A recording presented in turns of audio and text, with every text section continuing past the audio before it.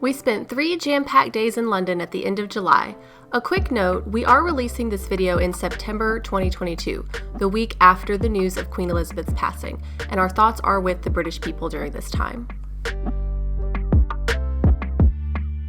We've both been to London many times for both work and fun, and this time we wanted to check out some new neighborhoods, go exploring with friends, and revisit some of our favorite spots.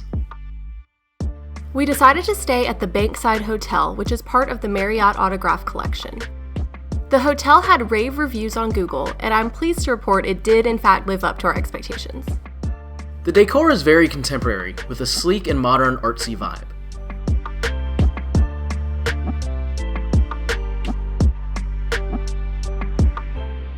Our room was fairly spacious, with a comfortable king-size bed and sitting area. The small but modern bathroom and shower was stocked with Grown Alchemist amenities. The lovely staff even left us these beautiful chocolate truffles and a sweet welcome note. We would absolutely stay here again, and the location on the South Bank is fantastic. It was so easy for us to walk, bus, or tube around town. We immediately set out to explore the area, with our target destination being the Shard. We were very close to St. Paul's Cathedral, the Millennium Footbridge, and the Tate Modern, a free art museum which we visited previously. Definitely worth checking out if you haven't been there yet. A bit further along is Shakespeare's Globe Theatre, a reconstruction of the original which was unfortunately destroyed in the 1600s.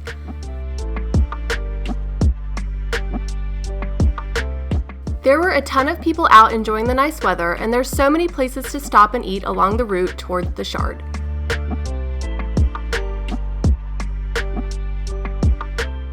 Here are a few attractions that we passed even though we didn't actually go in them, including the Clink Prison Museum and the Golden Hind, a replica of Sir Francis Drake's ship.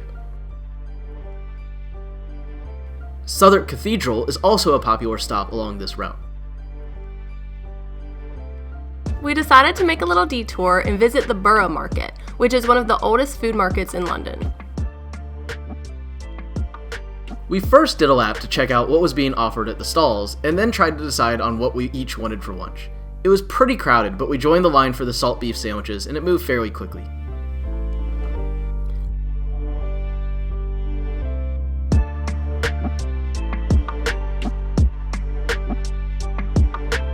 I decided I wanted a savory pie for my lunch, so we stopped at Pie Minster. I ordered the Moo and Blue, which was beef and Stilton, so good.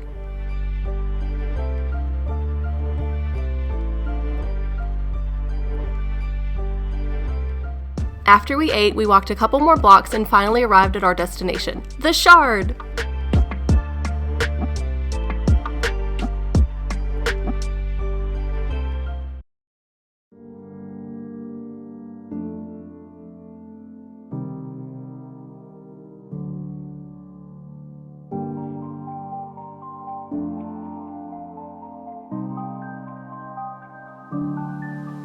The view from the Shard is a fun experience which provides 360-degree views across all of London. Our tickets included a glass of champagne, but we found out later you can just buy drinks separately from the bar for the same price. We'd suggest just purchasing a regular ticket and then getting whatever you want once you're upstairs.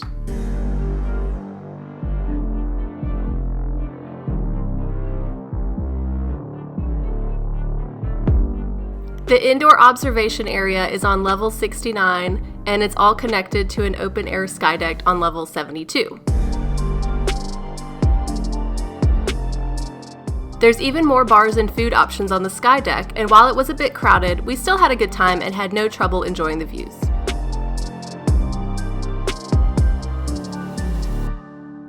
That evening, we decided to venture over to Canary Wharf. I had never been here before, but Alex used to work in this area and wanted to show me around. First, we headed up through this space portal, aka the Adams Plaza Bridge, to visit the Canary Wharf Roof Garden. It was quite pleasant to stroll through the pathways and almost felt like we were visiting a botanical garden.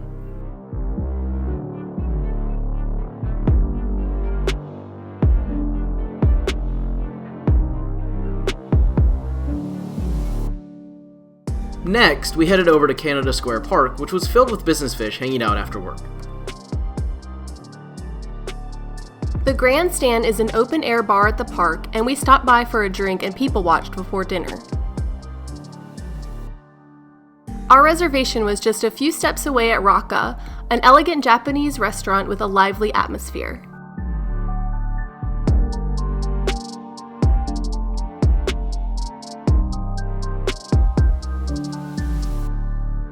We ordered the tasting menu, which included soup, sushi, gyoza, rabada, and an amazing dessert platter. Everything was beautifully prepared, and we thoroughly enjoyed the experience.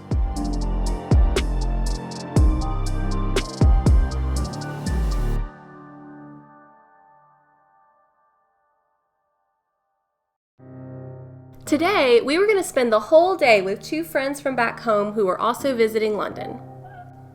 We wandered across the Millennium Bridge to St. Paul's Cathedral to meet up with them.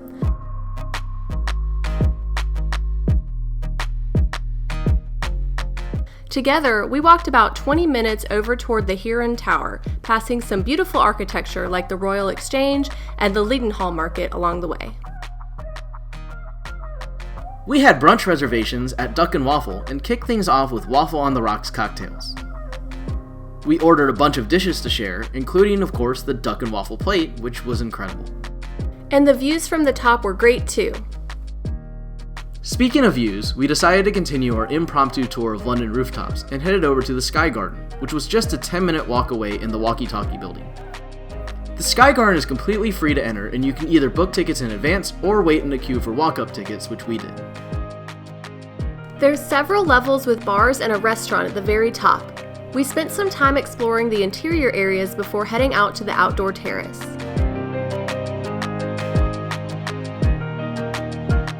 It was fun to look at the places we had visited the day before, like the Shard and Canary Wharf.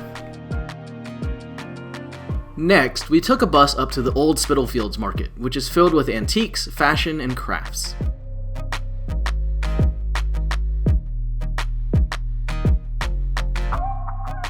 There's also several food stalls where, of course, someone had to stop for dumplings. Then we grabbed a drink at one of the bars overlooking the market. And finally, we hit up one of our favorite places, Tattershall Castle. This boat pub is moored on the Thames directly across from the London Eye, with views of Parliament and Big Ben too. We highly recommend it.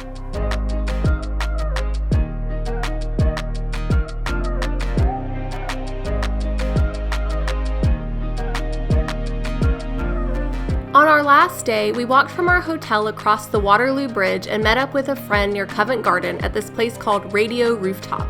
It's got a loungy vibe with a variety of small plates on the menu.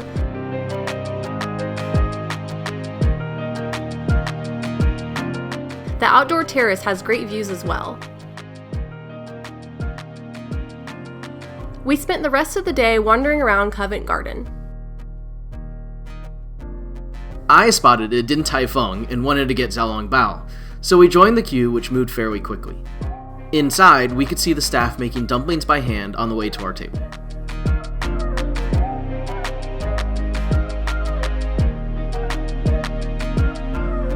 The menu is extensive, but we decided to get the classic steamed dumplings and they were absolutely perfect.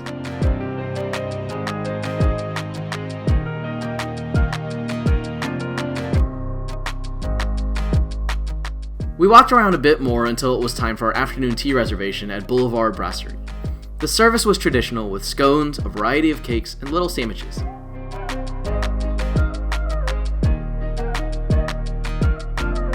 The highlight of the evening was going to see Back to the Future the musical at the Adelphi Theater. It was such a great show. I definitely want to see it again when it comes to New York next year.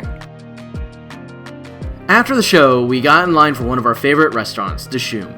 They have several locations all over London, and we love it every time.